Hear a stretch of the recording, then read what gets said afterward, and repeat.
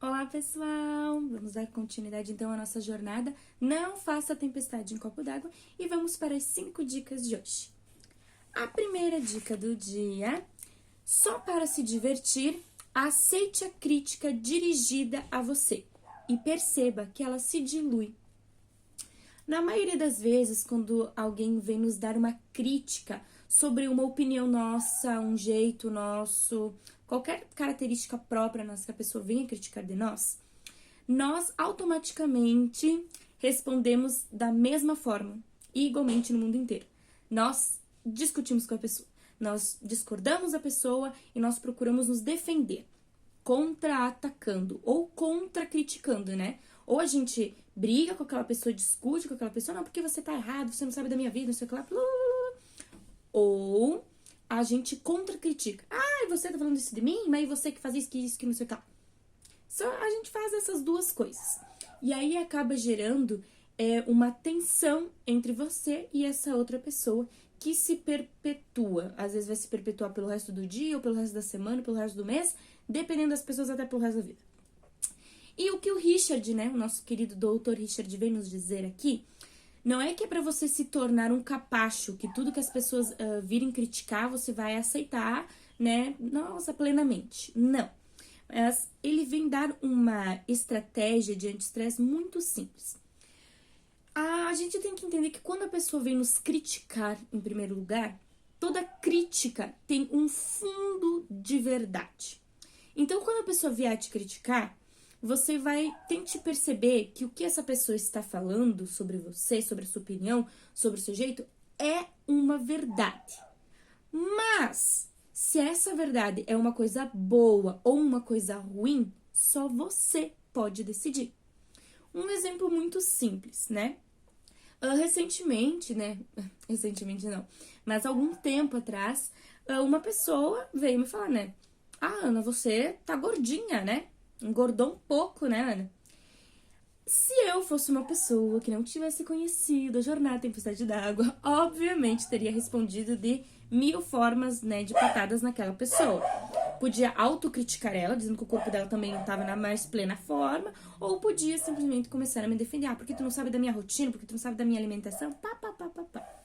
Mas, ao invés de entrar nessa discussão com a pessoa, quando ela falou aquilo, automaticamente eu falei pra ela, pois é, sabe que fui outro dia no centro, me pesei e engordei 3 quilos. Engordei 3 quilos, olha só que coisa, né? A primeira reação da pessoa, obviamente, foi ficar por uns mínimos segundos calada, porque ela se surpreendeu. Porque automaticamente, quando nós criticamos, nós esperamos que a pessoa brigue com nós. Mas como eu não briguei com essa pessoa, ela ficou meio surpresa. Mas automaticamente ela se recompôs dessa surpresa e ela continuou. Mas é porque na sua idade eu não pesava isso aí, não. Eu pesava muito menos. Continua comendo desse jeito pra ver aonde que você vai parar. E automaticamente eu respondi pra ela: não, mas fica tranquilo, porque eu todo tempo faço meus exames, tá tudo ok. Mas valeu pela dica, eu vou realmente cuidar um pouco mais, tá? E a pessoa simplesmente não conseguiu dar continuidade àquelas críticas, porque ela não tinha mais o que fazer. Eu não tava brigando com ela, tava concordando. Realmente, eu tinha engordado. Mas a verdade está ali. Ela fez uma crítica. E era uma verdade, eu engordei. Mas se isso era uma crítica, essa verdade era uma coisa boa ou ruim, eu decidi. E eu decidi que era uma coisa boa. Meus exames tão bem, então não tem problema nenhum. E o que o Richard vem dizer pra nós é isso.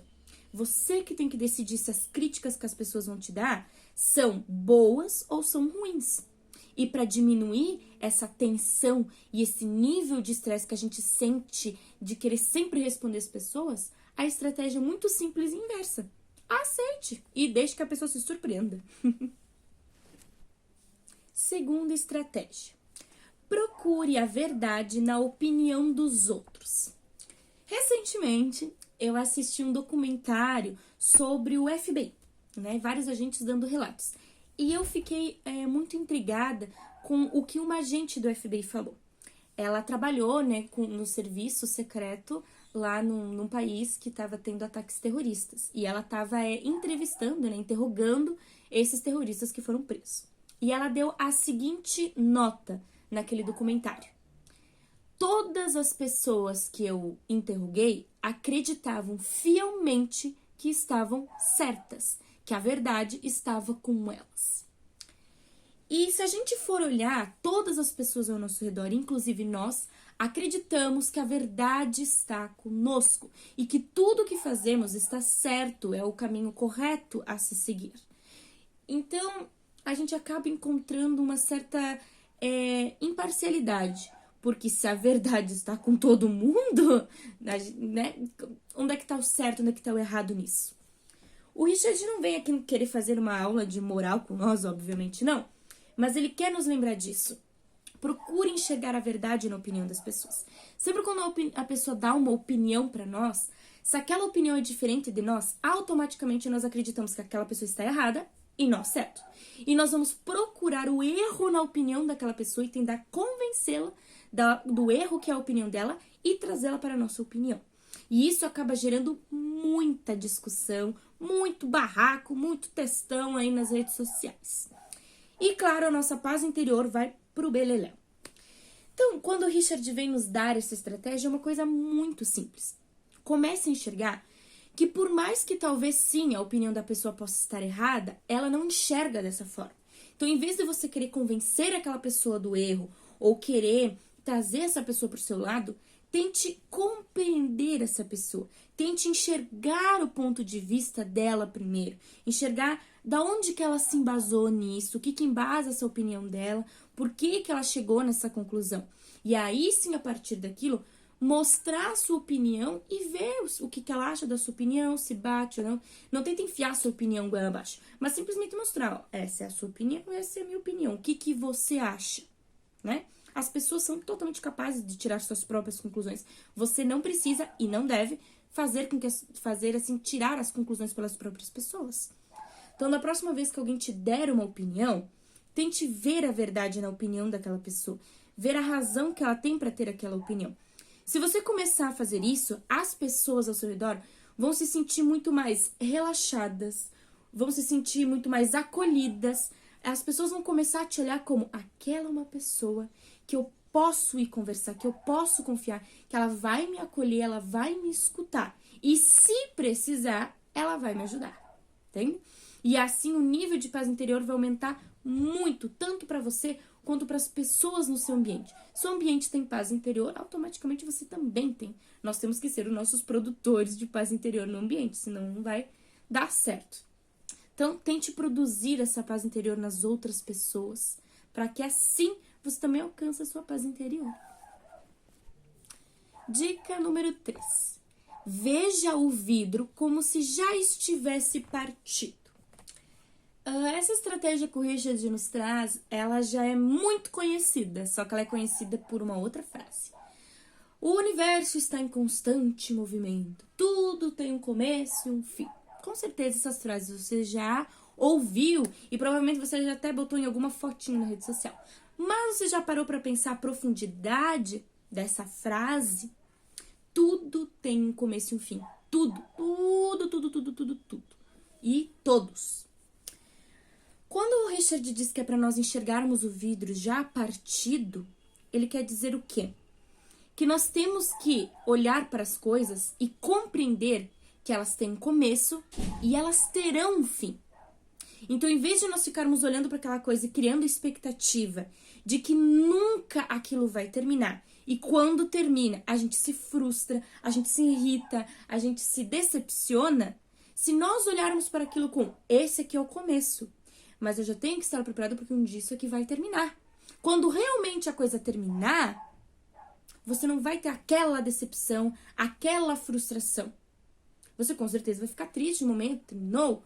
Isso é normal, é um sentimento humano, mas não vai gerar uma profunda decepção, uma profunda frustração. Porque você já estava esperando por isso, você já tinha racionalmente entendido que tudo tem um começo e tudo tem um fim. A técnica que ele nos dá é muito simples. Ele diz assim, pegue o seu copo favorito. O seu copo, a sua xícara favorita. Com certeza você tem um copo ou uma xícara favorita. Pegue ele. Olhe para ele. Pegue todos os nuances, toda a beleza desse copo ou dessa xícara que você tem, que você tanto ama. O que mais tem nele aí que faz com que você ame isso? É um desenho, é a frase, é o formato. Absorva a beleza disso dali. E agora imagine esse copo, essa xícara caindo no chão e se estilhaçando em milhares de pedaços, que não tem conserto. Sentiu aquela decepção, aquela frustração se esse copo, essa xícara quebrasse? Sentiu.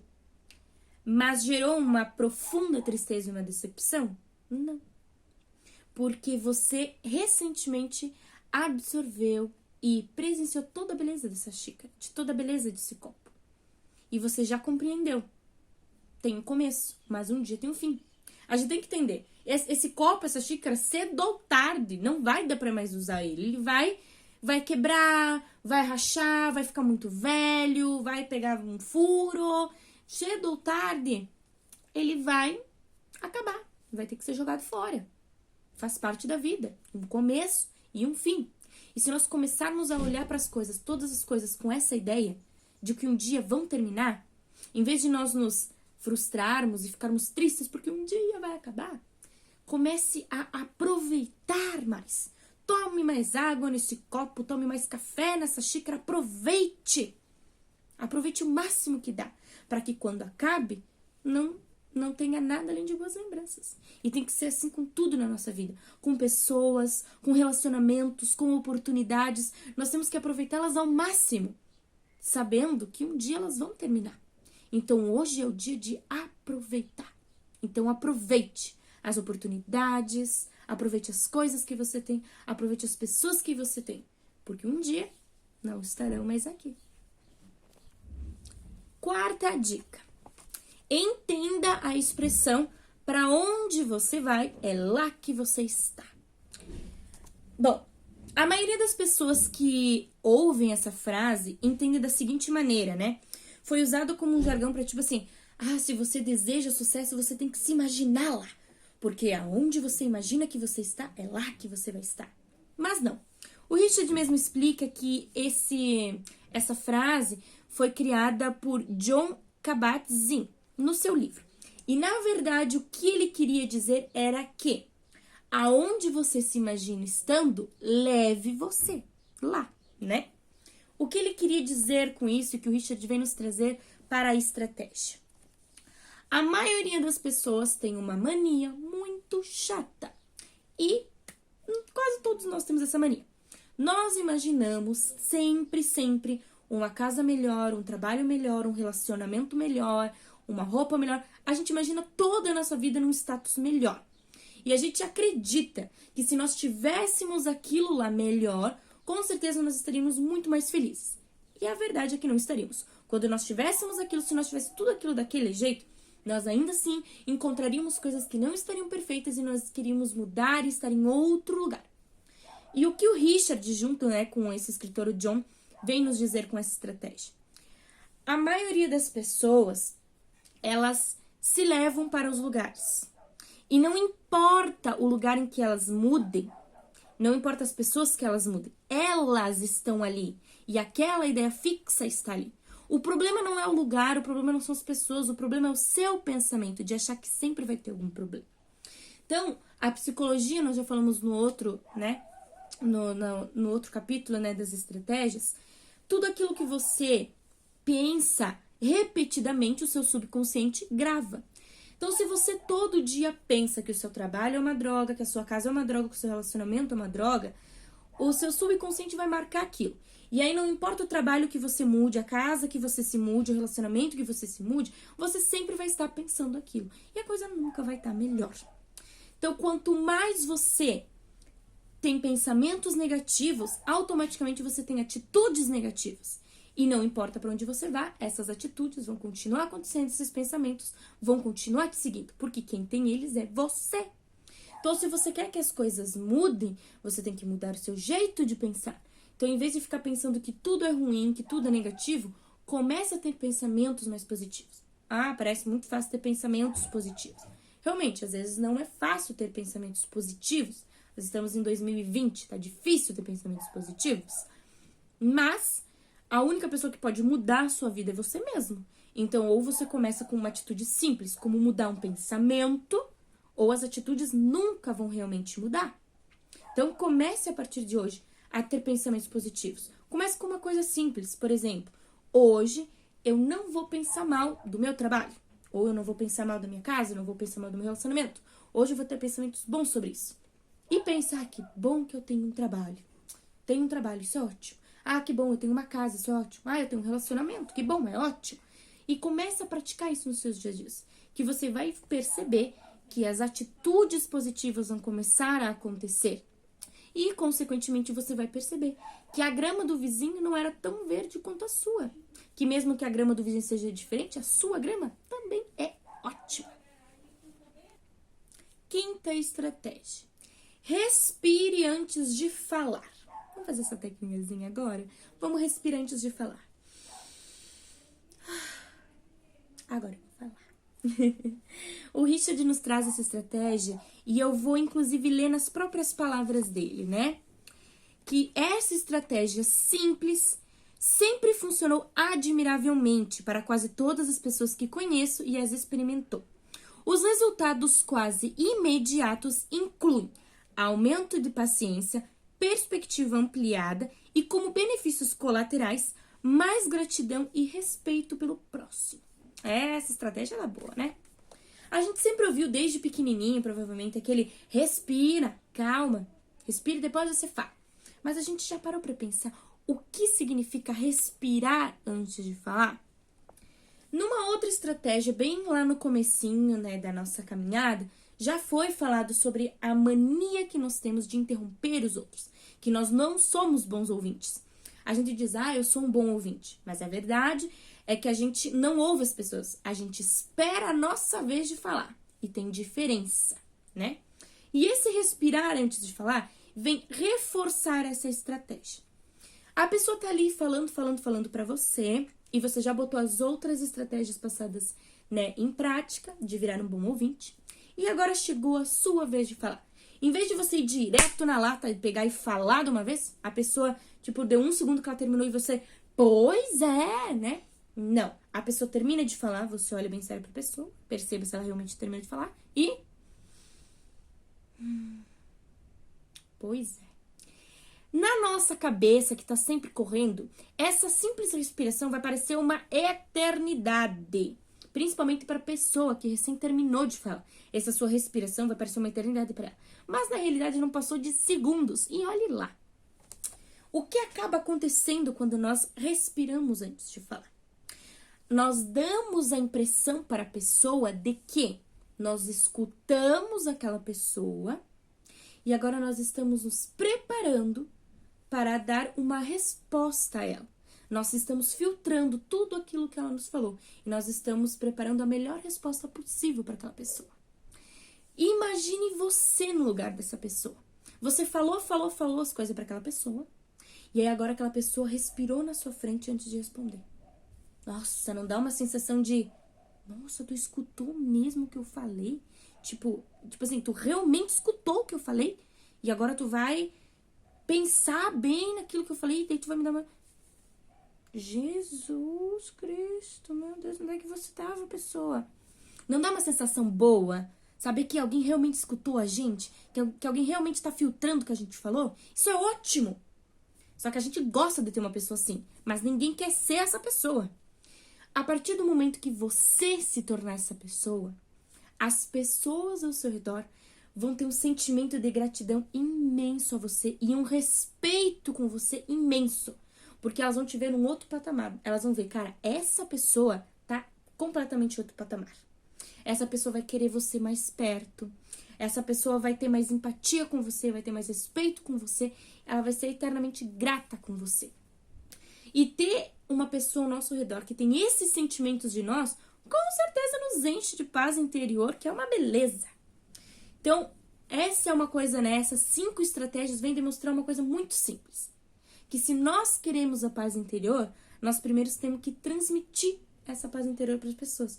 Nós temos que construir a paz interior no nosso redor também. Então é isso, pessoal. Antes de querer responder as pessoas, respire, filtre o que essa pessoa te falou e sinta a gratidão que essa pessoa vai ter para você. Bom, pessoal, essas foram as 5 dicas de hoje. Espero que vocês tenham gostado. E até a próxima!